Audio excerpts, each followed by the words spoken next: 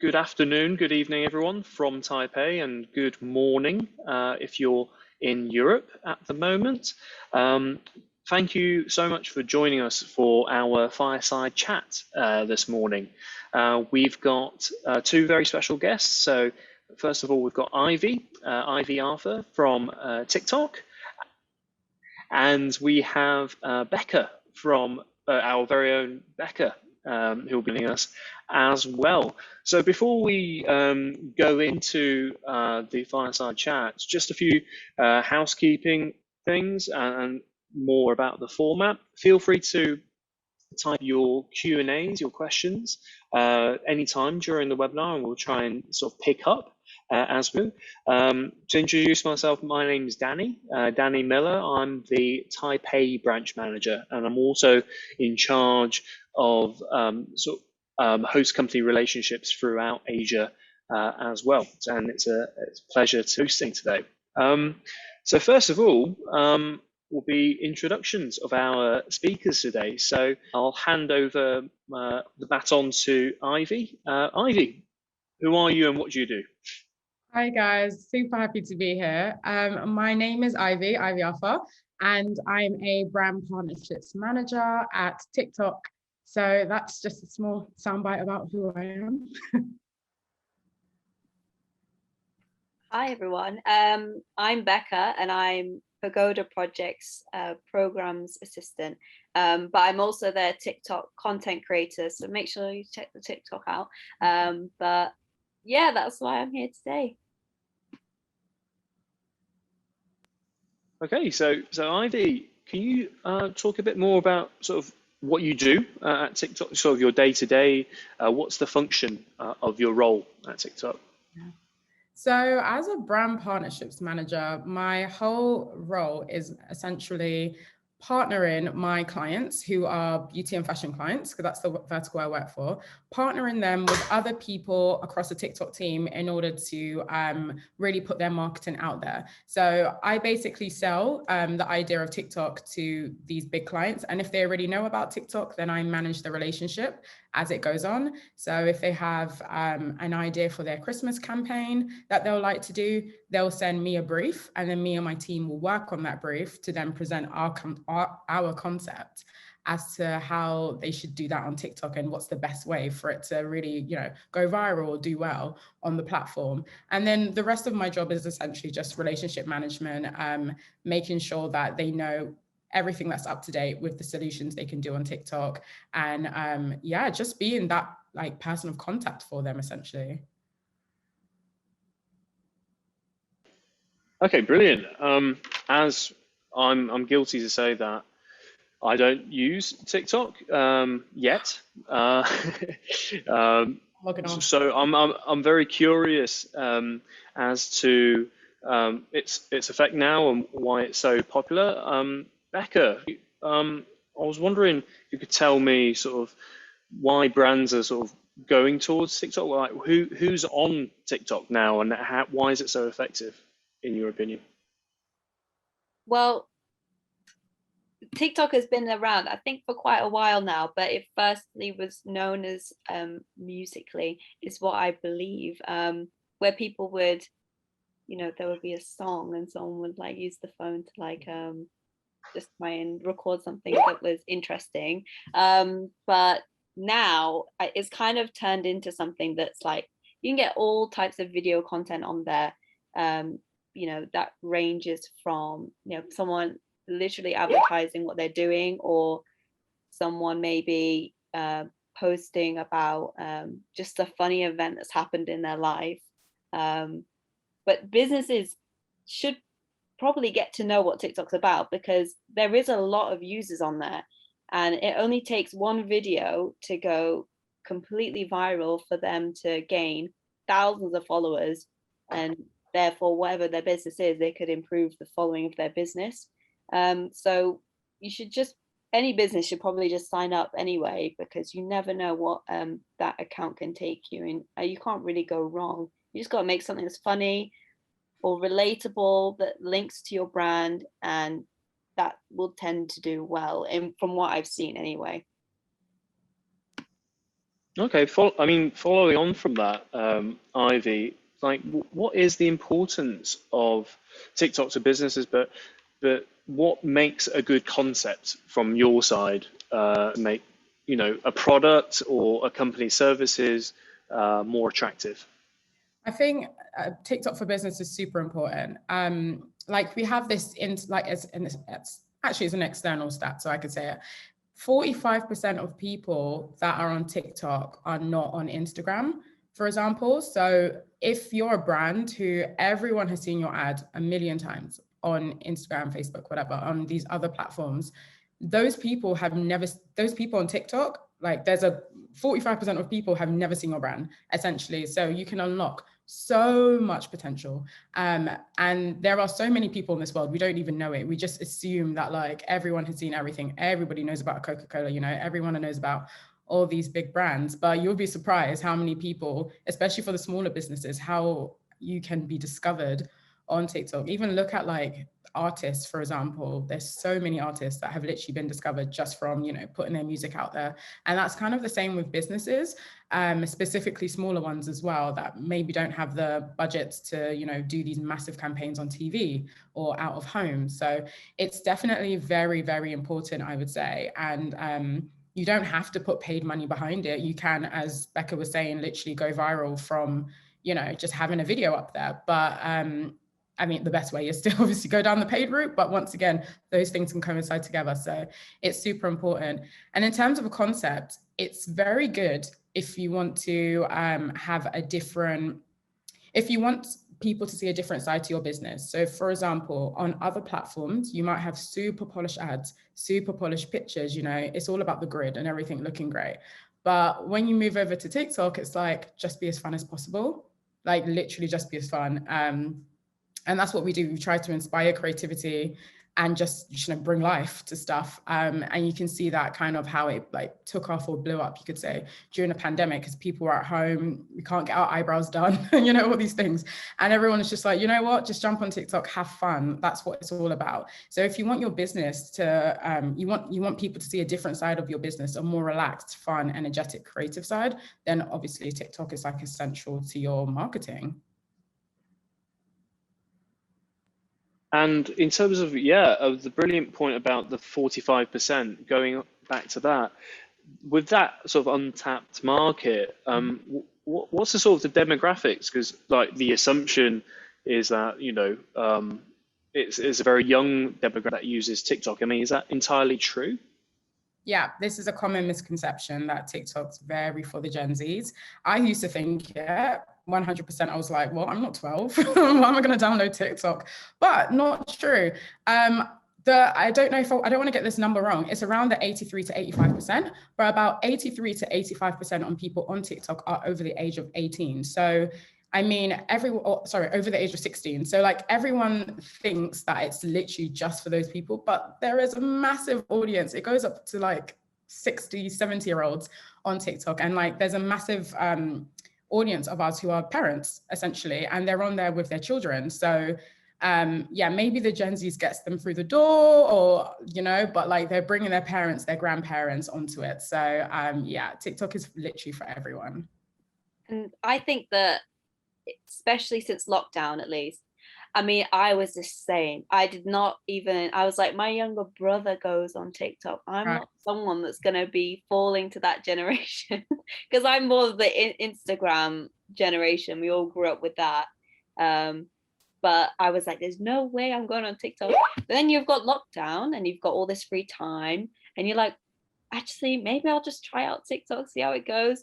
You end up scrolling for like easily 2 hours just on TikTok, and it's crazy how much time you can spend on it. So I think maybe the COVID pandemic has maybe helped TikTok in a way to gain more users, because there's definitely been more people that I know that are going on it since then.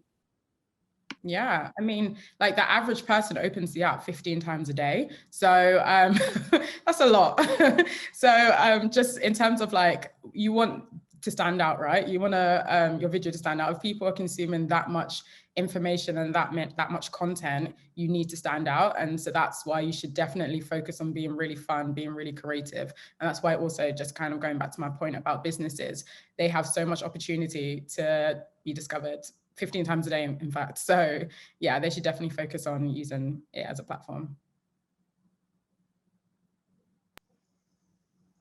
We've got a really good question from Amy in the chat. So in terms of like sort of concepts and going to your point, Ivy, about making things as fun as possible, hasn't like a particular theme, genre that's come up because of the circumstances we've been in for the past 2 years? Yep, the one word, food. Food, anything to do with food, it's massive on the platform.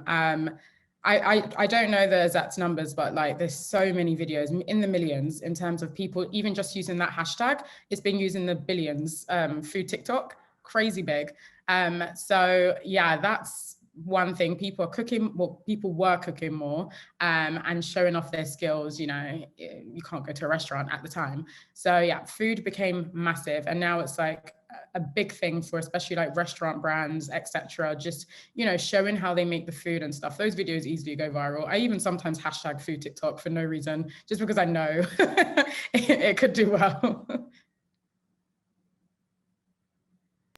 And like, because I had no idea about the food thing, because when I assume TikTok, it's basically in Asia, it's a lot of viral videos, music videos essentially. It's very musically based. There's a lot of choreography and stuff. Are there sort of comedians or influencers that sort of do clips and stuff like that? Yeah, there's so many. I couldn't probably name them, but like creators in general are like a massive part of our ecosystem, you could say. Businesses love to partner with them. They in general just like bring more users onto the platform because people follow them, people love their content and their videos, and hence why they start to partner with other businesses. So yeah, that's a big thing that we have. It's very similar to the idea of influencers on you know, the Facebook kind of apps, but we call them creators at TikTok because that's what they do. They create over here.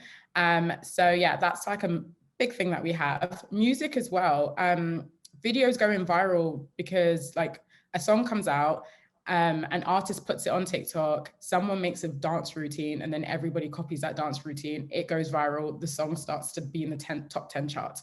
It's kind of how it works. We have literally a music team at TikTok who yeah, they just do so much for stuff like that. And it's really exciting and interesting to see how someone who could be even a small artist can go completely viral just by someone like making a video from their song. So those are two massive things that happen as well. Is there anything else? And going back to food as well, people eating food, I think it's called like mukbangs, am I saying it right? Yeah, mukbangs and ASMR, the idea of like listening to people eat stuff and all of that is like completely massive. It must be quite big in Asia actually, because I see quite a lot of videos of people like slurping noodles, and I don't know why, but I absolutely love it. Is that weird? Yeah, because a lot of like TikTok stories get shown on Instagram or Facebook because it gets that viral, right? And it's interesting you mentioned food because I see a very stark cultural difference sometimes between sort of Western TikTok videos, which is there'll be a soundtrack and someone may be carving meat or going through a recipe really quickly, and there's a soundtrack at the background. And in Asia, there's a soundtrack, but it's not as prominent, and then you get the sounds of interacting with the food, the textures, and stuff like that. Yeah. So it's really fascinating. Becca, just wanted to sort of give real life examples from a brand and a company thinking about sort of concepts and how to become viral. So what goes through your thought process when you want to make content for Pagoda, say, when you want to make content for Pagoda on TikTok? Well, I in general in my spare time spend way too much time on TikTok, but I've found that when people go viral, it's usually following a trend of a sound. So a sound might be used maybe I would see it maybe 10 times on my feed or something. And it's being used by, it could be big creators, or it could just be someone that's just made a video and it's just gone viral itself, and then the sound itself then became viral.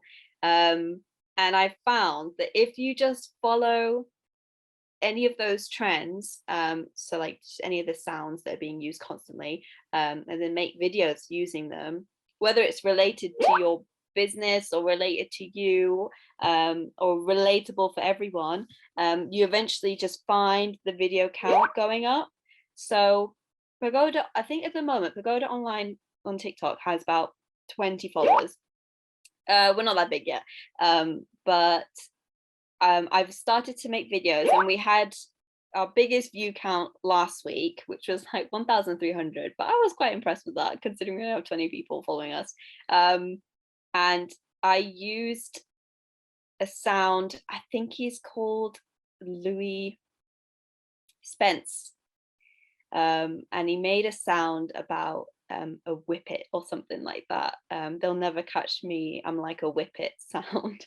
And I did that based off working from home, but it's 28 degrees outside. And it's like that kind of funny, most people relate to it because most people are working from home. There's people, obviously it's getting hot now anyway. And I think because more people had become like it was quite relatable to them, that more people started to view it. So as long as you create relatable content, and if you do it with a sound that's going viral, you're more likely to up your view count, and maybe go viral, than if you pick a random sound that was last year was viral, with a random video that doesn't relate to anyone. But yeah, it's a little tip from what I've seen from when I've been scrolling too much on TikTok, for anyone else who wants to use it. Ivy, any sort of, this is a very cheeky question, but any sort of insider tips at all that you can share? So it's funny. I wish honestly, on the organic side, it's a completely different ballgame because obviously I focus on paid. So like I have like guaranteed things happening, like the followers and stuff like that. On the organic side, that's why it's also very great for businesses and just random people going viral, because you literally just don't know. And it's there's no like one way, but like the most easiest thing I would say is focus on like when you're posting. You know, if you have a certain audience, and let's say you're in like my age demographic around the 25s plus or whatever, everyone is probably working until about the 5 p.m, 6 p.m, and after work on their commute, they're going to be, you know, going through their phone. So around that type of time, the 7 o'clock, it will probably be a good time to post if you're trying to reach your target audience in some ways. Becca, what you said about how you found out that you saw lots of views on your videos, even though you only had 20 followers, that's kind of the beauty of it. It's not like other platforms where, you know, you only follow your friends or you only see what the 10 top people are doing in your life. It's literally like, it doesn't matter how many followers you have on TikTok, you can literally go viral with a video that has 400,000 views overnight, because you get discovered, and it's through the hashtags, as you said, through the sounds. The trending sounds super important. I didn't even realize how important that was. And yeah, right hashtags, right sounds, right time, and right content, and then you're good to go. Brilliant. We've got plenty of really good tips there for TikTok, and I'm not sure how many of our like sort of 26 attendees are on there as well, but hopefully that gives you an insight into the inner workings. I want to basically shift the conversation to the focus of your personal career journey, Ivy, how you basically set off on this course and you've ended up at TikTok. So in terms of like, what did you study at university, and why, and how did you sort of, did you plan out your career trajectory, or did things just sort of happen organically? Yeah, so my journey is so confusing. So I actually started university with this idea that I wanted to work in film and television. I wanted to work in production. I wanted to be a producer. I wanted to write scripts. I wanted to be a part of television. So I studied production studies, and a year into it, I was like, oh my God, no, this is not what I want to do. I realized that throughout that course, the stuff that I liked the most was all about like distribution, which is selling a film to like a major network or something, or selling the television concept. All of those things, the presentation, all of that I loved, but all the actual practical stuff, it just wasn't for me. So I ended up changing courses to marketing and event management, and that was literally the most perfect place for me. So that was my degree. I did a half a year abroad during that time in Amsterdam. And I studied international marketing whilst I was out there, which was probably the 6 months was probably the course that impacted my life the most, because of what I learned whilst I was studying international marketing. And those things are still relevant to what I do today. So that was super helpful. So that's kind of what I did. And then after university, well, during university, actually, I did a few internships, not necessarily all paid as well. Lots of it was unpaid or just helping people out. So when I first started on the journey, I literally thought I was going to go into PR.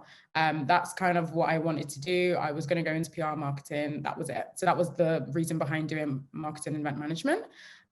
So I did lots of PR for like a cake brand randomly. I did it for a luxury watch brand. I did PR for a television company at one point. And whilst I was doing that, the television one, I ended up having to do lots of other random things. Like I ended up doing the voiceover for the news, the international news at one point. I don't know why they picked me to talk over a politician. It made no sense. And I was on TV, which was quite fun. I interviewed award winners at like, what are they called, like film premieres. I did the most random things, but I still just enjoyed the PR part of it all, and the marketing and the outreaching and stuff like that. And then kind of as university I was in my final year, actually, when I got my role at Facebook. So I got my role at Facebook actually 9 months before I graduated. I wasn't actually looking to work at Facebook. It just kind of happened. And it all kind of happened by accident. I was on LinkedIn. I was very much engaging with everything to do with like every single brand. I wrote like a list of 50 brands, and I was engaging with all their content. Facebook actually wasn't one of them, which is quite interesting, but clearly like something happened. And then as I was engaging, I mean, someone literally just contacted me on LinkedIn to say, you're a student, come to this event that we're running for students. It's like a, private event. I was like, oh my God, what is this? But I just said, yep, sure. Ended up going to this event at Facebook, and they just spoke to us about their graduate roles. And it wasn't like a situation where like you were applying or anything. It was up to you. They just wanted to tell us about the opportunities they have at Facebook, and they invited anyone who had engaged or who was a student about to graduate, etc. So I went there, had a fantastic evening at that event. I networked with people. One of the speakers that was there happened to be the person who eventually interviewed me, which is insane because we had that connection. And then, then I decided to apply when I went home, and then the ball started rolling. It took about 3 months, and 5 interviews, but then I got my role at Facebook as a graduate. Well, I did apply for account manager, but I got a partner manager role, which is the same thing. You just work with agencies. So I did that for 3 years, which was fantastic. And then I did that. I moved over to Ireland, and I lived there that whole time. And then I just kind of decided I wanted to come home. And then TikTok was growing. It was fantastic. It's all we ever spoke about, to be honest. And I loved the company, and I just thought this is a really good move for me. So I ended up at TikTok. Perfect. What a journey. What a journey. And like going back to university, you definitely sound really engaged, and you sort of threw yourself in the deep end to get, with your internships and going to Amsterdam. I think we've got a question that came through about sort of what advice would you give to university students? I guess, in terms of what's relevant to your career. Like, is there any advice you would share to, Ivy during university in terms of hard skills or networking on LinkedIn, etc.?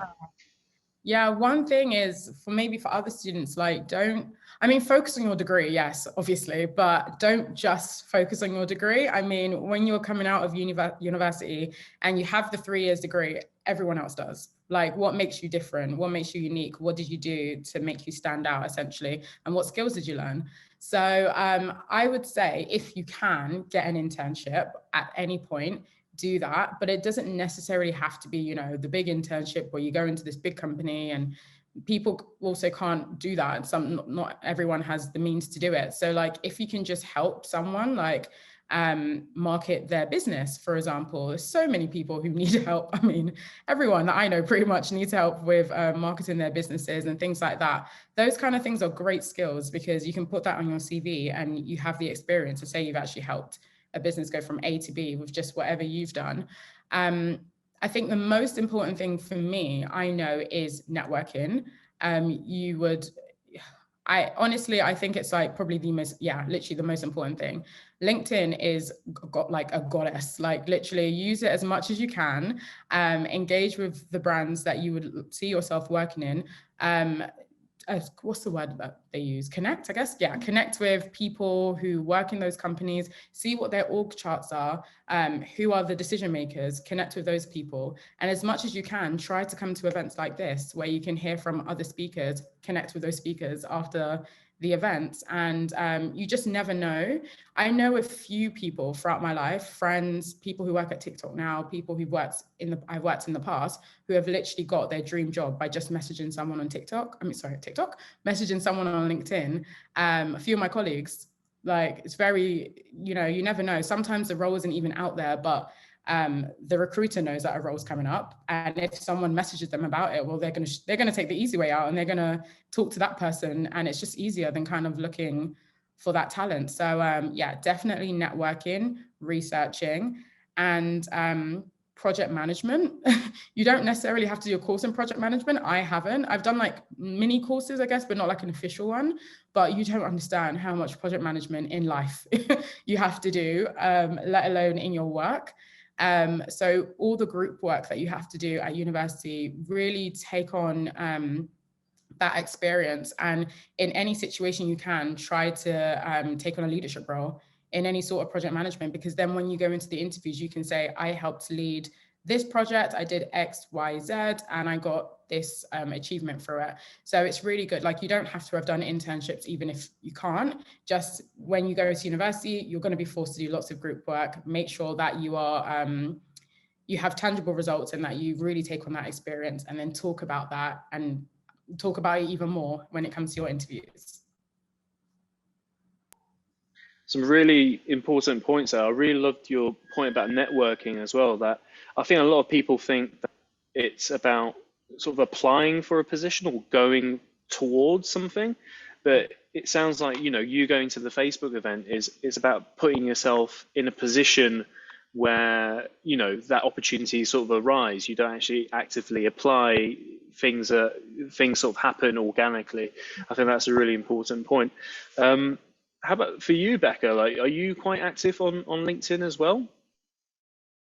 Yeah, so I actually got a lot of my, this is related to TikTok actually, but I got a lot of my tips about when I was applying to jobs before I got this internship that I'm doing right now. I probably applied to like 50 places. It was insane how many places you should apply to, and then, you know, you might get something, you might not. You get so far in a process, then they just cut you off on a step. But I follow this someone on TikTok called Your Career Sister.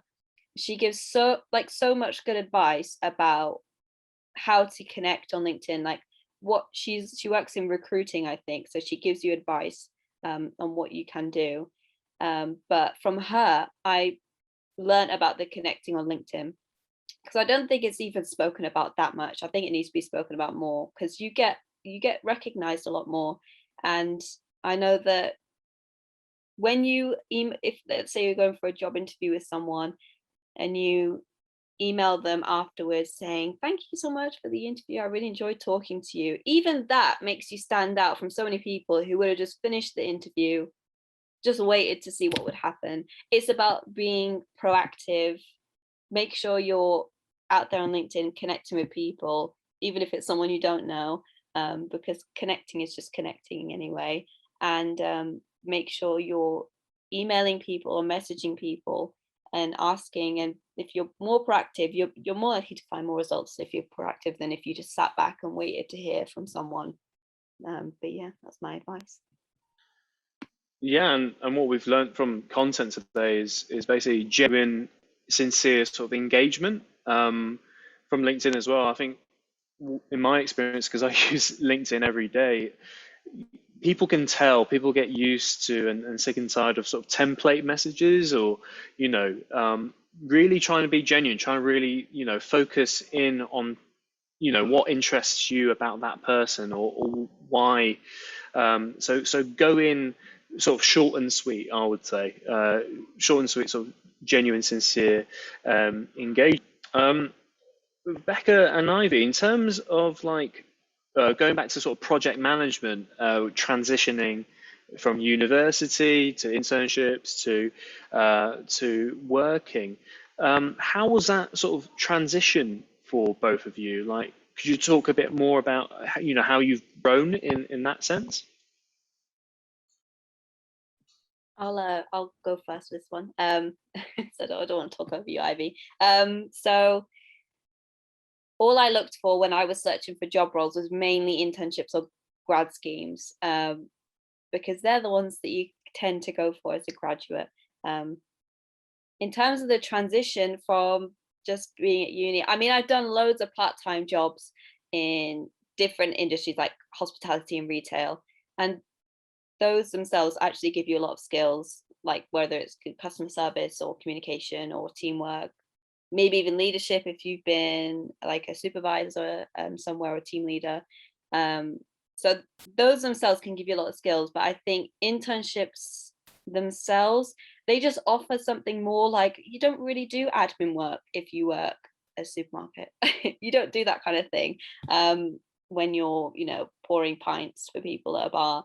So I think that you tend to gain like the skills that maybe more employers are looking for, like the admin work, maybe some leadership if you're taking on a project, and you can then progress in your set skills that you've got before, like communication or teamwork, collaboration. You can even develop your like innovative skills as well if you're working in an internship. You could, like at Pagoda, we have international internships. You could then even go into like, you could say, I'm culturally fluent because I've worked with this culture before and I've never done that before. And yeah, through internships, you definitely get to like have these skills that you necessarily wouldn't find in like a hospitality or retail part-time job or full-time job. So that transition, even though it was a bit difficult at first, trying to adapt, especially working from home as well, that's also difficult, but also a skill that should be listed on your CV if you do it. But that it's basically you're taking these small skills that you necessarily wouldn't get before. So even though it's a bit of a difficult transition, you end up gaining a lot out of going into internships, I believe. Yeah, agreed. On that, yeah, I also worked in retail, and my last role, I guess, was I worked for Michael Kors, so it's like a luxury fashion brand, and I just worked in sales. Like, I ended up being like a supervisor or something. But honestly, it's like so similar to what I do anyway. You're just talking, you're selling a brand essentially. You have to know everything about the brand. You have to sell the brand. You have to talk to people. You have to manage relationships with your clients who keep coming back. And that's those little skills like that. They seem like soft skills, you could say, but honestly, they really helped me when I ended up doing my graduate roles. So yeah, that's one thing. If you do work in retail or as Becca said, like hospitality, any sort of interaction you have with the public is going to really help you with when you go into the workforce, because you're literally forced to work with people that who are not your friends essentially. So it's really good to know how to communicate with people from all different walks of life. I think university helps you to do that anyway, but also having jobs that are maybe not internship based also gives you that exposure. With the project management and the group work, in every work, unless you're like actually, I don't know the type of job where you work completely by yourself, but unless you have that type of role, you're most likely going to be working with people. So it's really good to know, especially if you consider yourself like a leader, it's really good to know your strengths and other people's strengths around you. Because when it comes to, you know, doing those projects in the workplace, you're able to say, you know what, I think that you will be better doing this. I think that you'll be better doing that. I think that I can take on this part, because that way you're, one, not stepping on people's toes, and two, the work is done more efficiently because everyone is kind of working towards their strengths, and therefore the results are just going to be so much better.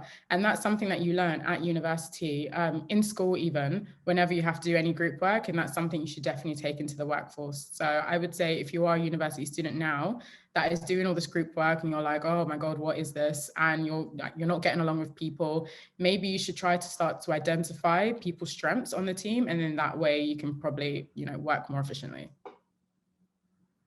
And talking about skills, now that we're on the topic, I'm going to ask you a question, Ivy. Okay. So graduates that are coming out, maybe they want to work in TikTok.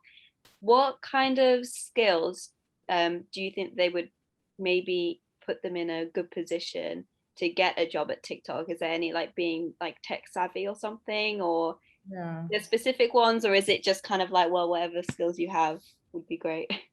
So if TikTok's obviously very broad, so there's so many different types of jobs you can do. But if I'm specifically talking about my team, so like global marketing solutions and people who do similar stuff to me, a big thing is probably what I mentioned before, is those networking and researching skills. Because you at the beginning, especially if you're coming in as a grad, you're probably going to be doing roles where you have to do lots of outreaching, lots of communicating with different brands and businesses, trying to onboard them onto TikTok. So if that's kind of the stage you are, you should like try and learn as much as you can about how to research and onboard people and how to communicate with businesses and those types of lingos and language that you have to use.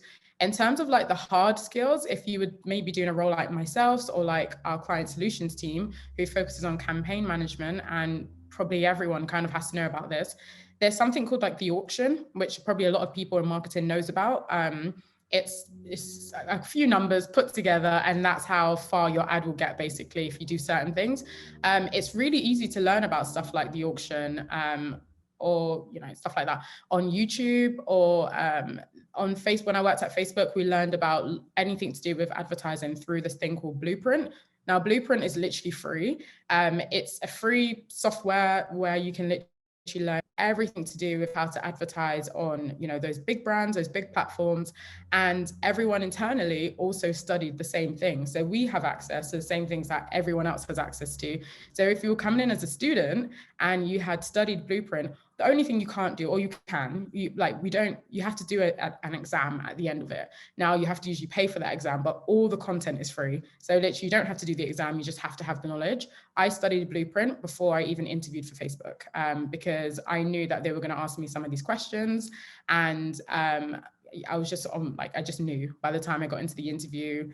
Yeah, so that was really super helpful for me. Google has something similar. I think it's called the Google Garage, but I'm not sure. But they have literally a very similar thing.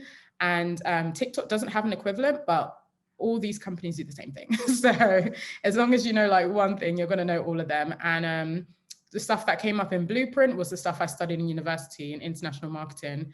So it's, yeah, those things I think are super helpful if you specifically want to work in like the marketing advertising field. Outside of that, you don't need to know anything technical. I wouldn't say so. It's not, I work in a non-technical role, so I don't need to know how to code. I mean, that's not, why would I need to know that? So, but if you want to be an engineer, learn how to code. And like in terms of like creating content like organically and hopefully making it viral, Becca and Ivy, like, have you got any, what sort of technical skills do you need there? Like obviously a bit of video editing, but making footage look pristine, look good, look professional. Like what advice do you have there? I personally don't create content. So my clients usually have like a creative team who do that. And we have a creative team in-house who do that. So yes, 100%. If you want to work in those fields, if you had any sort of I guess it's like Adobe or something. If you had any of those skills, that would be really good to focus on the editing. I personally do know how to edit, obviously, because I did a production course beforehand and we had to do lots of different software stuff, but I mean, I don't have to anymore. But just on an organic, TikTok itself makes it really easy for you to edit content. Like you can put a few videos or pictures up and then you can sync it to the sound. So it looks like you've done really fun editing. Becca, you probably know more about all of that. But yeah, so I mean, you don't really need to have that many hard skills when it comes to just making things go viral, just doing organic. But if you want to make things look prestige and stuff like that, don't, because that's not what we do at TikTok. So yeah. Yeah, you basically really need just basic. If you can work a phone, you're probably good enough to go, to be honest. Yeah. I mean, when I started making the TikTok videos for Goda, I had no idea how to make a video because I never made one before. And it's literally you learning as you go. I mean, if you want to do ones where you're looking like you're having a conversation, maybe it's good to get like a tripod that can hold your phone so you're not like me using a suitcase to stand it up on. But yeah, honestly, you barely need any skills at all to make a video, and you kind of just have a go at it and just flick around on anything they've got, like the effects or doing the text, setting the duration on a text so it comes up at a certain point on the video. It's pretty straightforward stuff, but just play around with it and you'll eventually get used to it. How do you both sort of keep up to date with current trends on TikTok? Do you have to watch all of it, like go through 2 hours of content, or is there a way of like sort of getting in tune with what's contemporary, what's now, what's popular? Yeah, everyone has a For You page, and that's obviously what you're talking about, where you scroll forever and see things based on an algorithm essentially. But then just before, there's like an introduction page and it shows you the top 10 sounds, what's trending, the top hashtags. And yeah, those things are always going to be there. So you don't necessarily have to scroll for ages. If you literally just want to know what's trending right now, there's a page that tells you everything. Yeah, so I just because I scroll too much on TikTok, that's how I end up finding what's happening. But if you see a sound that comes up over and over again when you're on your For You page, that's usually something that's going viral. A lot of Doja Cat, the artist, a lot of her songs go viral on TikTok. So I mean, if you wanted to use anything to start off with one of her music, like one of her songs, sorry, because it's the best. She's got so many songs at the moment that are going viral, so she's a good one to start with. Right, so thank you very much for that. We're winding down, and we've got some questions coming through for both of you, and like one specific one about algorithms. Like, do you recommend shorter or longer videos? That's a question from Mabu.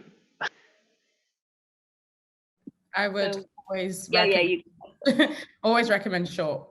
Keep it less than 15 seconds. I mean, who wants to sit around much? Well, sometimes you might, but it depends what platform you're on. I mean, if you're on YouTube, then yeah, maybe long, but on TikTok, keep it as short as possible. Yeah, I find that the more conversational ones, if someone's telling a big story, let's say they've gone viral from a 15-second story, then you can start using the 1 minute or 3 minute video to explain how crazy your story was. But yeah, I find that no more than like 30 seconds, because after that it kind of just seems to, everyone gets bored of the video and just tends to scroll after that. Right, you two have definitely piqued my interest in TikTok, so I'm at risk of downloading it and see what's hip in Taiwan and stuff. I think I wanted to end actually and go back, because I'm really curious. I keep going back to the question, Ivy. What happened in Amsterdam? You talk about that amazing experience of your half a year abroad, and that having a big impact on your, eventually your professional career. So what did you take from that experience? I'm really curious. A lot. Like I studied, I can't remember the actual modules now, it was so long ago, but there was digital marketing module that I hadn't studied in the UK that literally turned my thoughts around everything around. And in that particular course, we studied a lot about, as I said, about the auction. I don't know, maybe not everyone knows on this call, but there's things like CPA, CPC, CPM. There's all these like little code words that we use in advertising. And this is all about cost basically, and how people can do certain things in order to bring their costs lower and to get more return on their investments. And those are things that I just never studied about. And then when I went into interviewing, I was asked about those things all the time. And I was like, oh my God, thank God I studied this, because that was really helpful. Also in that, I learned a lot about AdWords, ad solutions, all these little things that can help businesses go further with their marketing. And then I studied lots of really niche stuff. Like I learned about Cambridge Analytica. I don't know if anyone knows about that, but it's like this, in fact, I probably won't go into it, but it was this major thing that happened in advertising. And I learned about that years before it even came out. And then obviously I ended up working for a massive company that was very much involved in all of that. And that was great. The fact that I knew I had done like essays about it way before it even like took off, you can say. And so I felt like my lecturers were very knowledgeable about things that were up and coming in the world before they even happened, which was really strange. And so it was just a great experience for me in general. Working in Amsterdam, working with lots of different types of people from all around the world was fantastic. And because it was a really short course, we had to do a lot of things at once. So I had to do like 6 group projects at the same time. And it really taught me how to prioritize my time. It taught me how to work alongside people a lot. And it taught me a lot of soft and hard skills actually. So yeah, that was a great experience for me. And I would always, always, always recommend an international experience if you can. I know now because of the pandemic it's a bit harder, but I did Erasmus, and for me, it was the best thing I ever did. And does that go back to like the people skills that you were talking about, your communication skills? Is that the fundamental thing that you took away? Yeah, especially if, for example, if you're working with people that speak different languages to you, and we all kind of, our main language isn't the same, you have to learn, like I'm quite a fast talker in general, but that's also not a good thing when you're talking to people who their first language isn't the same as yours and their first language isn't the same as mine. So everyone has to learn to kind of how to communicate with different types of people. And then our culture is different. So you have to learn as well how to be culturally sensitive, or just, all these things. And then you learn about so many different things. You become friends with people from around the world. You learn about their culture. It's very exciting, actually. But yeah, communication is definitely a big thing that I learned whilst I was out there. And sort of linked to that, we had a question actually about sort of, we've been talking about your journey, Ivy and Becca. I'm really curious, and so the audience, about sort of role models, like in your personal, professional life. Wondering if you could both talk a bit about that. Yeah, I have a few actually, but like they're all really random. People probably won't know them. So there's this influencer called Patricia Bright, and I remember before my interviews for Facebook, sorry, the fire alarms are going off if you can hear it, but yeah, I literally watched her videos 20 times where she spoke about her career journey, how she went from being a student to then working at Merrill Lynch, I think it's called, the Bank of America, to like working in bigger banks, to then becoming like an influencer. And I just found the journey insane and incredible. And I watched it so many times. It's like I wanted all the good vibes. So yeah, she's definitely someone that I found quite inspirational, just in my graduate or student life. And then there's a guy called Stephen Butler. He's right now, well, he used to be the CEO of this agency called Social Chain. And right now, I guess he's like a public speaker, influencer, etc. And he has like a podcast that's called the the podcast called Happy Millionaire, something like that. But it's amazing. He's like 27 years old, built this incredible agency, and he talks about his life and everything that he's done. And he came from really humble beginnings. So I find his story is super inspirational, and I follow him across all platforms, and he's very well known as he knows how to go viral on every single platform possible, especially LinkedIn, which is actually quite a hard one to go viral on. So if you want to learn how to be viral, follow Stephen Butler, because he's amazing. And then I feel like it's in different stages of my life. Probably the final one is like Sheryl Sandberg / Michelle Obama, just women who are just completely bossing it in their lives. And on Michelle Obama, I went to an event, and there was a lady there who she had a conversation with Michelle Obama, and she spoke about it to us. And she asked Michelle Obama, like, what's your number one thing that you would say has helped you in your life? Like, what's the number one thing that keeps you being as successful as you have? And what advice would you give? And Michelle Obama literally said, outsource. That's all she said. And she was just like, how can you do everything? If you can, outsource as much as you can in life. And that's really stuck with me, like, in life, just in general. Like, it's not everything I have to do by myself. You can literally get people to help you do as much as you can. And this kind of goes to my point where I mentioned about doing PR or doing marketing for small businesses, because everyone needs help. Sometimes they don't know it, but those people need to outsource, and you could really help them. So in life, outsource, but also help people who may need help. So yeah, those are my top role models.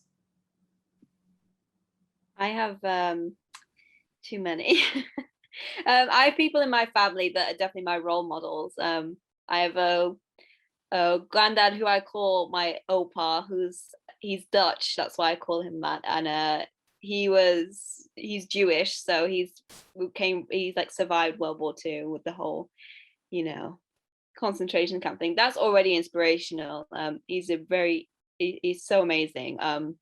And then there's like my mom, obviously. But in terms of TikTok, I'll keep it within TikTok so it's relevant.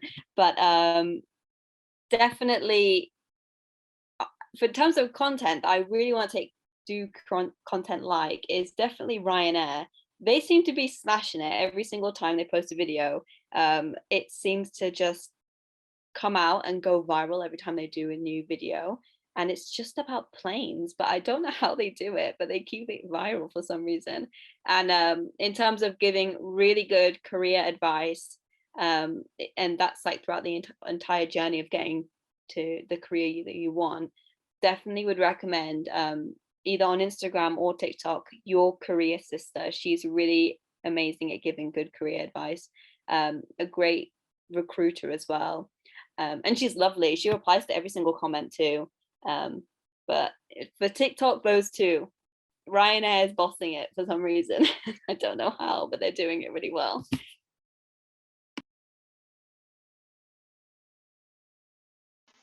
My question is, how did you, I guess, find these role models, especially for you, Ivy? Did you seek sort of role models, like do you read biographies? Are they from books, or is it completely by chance? And how about you, Becca? Yeah, I think for me, it's completely by chance. As I said, it's like different stages of my life, like who I'm exposed to.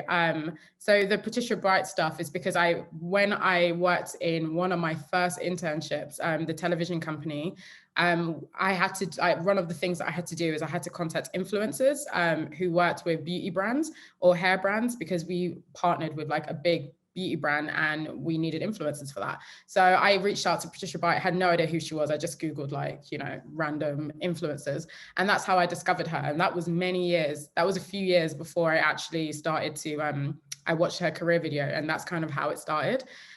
With the Stephen Butler, I just realized his podcast is called Diary of a CEO. It's fantastic. But yeah, with him, I worked at Facebook. I worked with the agency's team. I knew who Social Chain was because we worked with them, and I knew who their CEO was, but I didn't, and my manager used to talk about him a lot. And then I didn't realize he was like famous outside of working in an agency or heading up an agency. So that's kind of how I discovered him. And then Sheryl Sandberg was obviously my COO when I worked at Facebook. So obviously I know about her. And then the Michelle Obama thing was just life. So yeah, I don't really seek it. It just kind of happens. yeah, both of mine was just through TikTok because I wanted to keep it TikTok related. I mean, my family is because I know them, but the Yeah. TikTok ones are purely because I scroll through. I think one of your career sisters videos went viral in like November last year, and that's how I found her. And then Ryanair, they just got so many views and likes, so that's how I found them too. So it's like two slightly different sort of approaches. One is like keeping in touch with like current trends and seeing what the thought leaders are. And Ivy, I think it sort of follows on from your principle about sort of networking and engaging, but it seems you really engage with sort of the leaders in your professional context. Like each stage, you seem to say, all right, okay, you're obviously the leader here. You're obviously leading some, not just a project, but a brand, a company, and then you get inspired by that. That's really, I think, important advice. I think that final call for any sort of like last minute questions for both Becca and Ivy.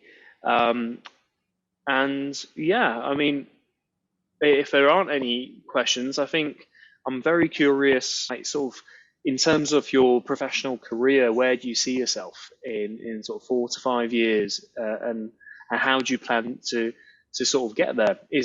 Are both these career paths related to sort of PR marketing and sort of managing relationships with companies? Yeah, mine isn't necessarily fixed. I just know that I'm probably going to go back into like the PR side. I would love to still work in tech, obviously, but I think I'm going to maybe eventually transition over to the creator side of things in creator partnerships. I've always loved the idea of having my own PR agency or working in, I don't want to work in an agency, but having my own PR agency or whatever. And at TikTok, I get the chance to work with creators, creator agencies and stuff like that. So that's probably, if I was going to go anywhere other than what I'm doing now, I'd probably transition to that space because that is my first love, essentially, working in PR. But yeah, I don't know. Yeah, that's kind of my idea.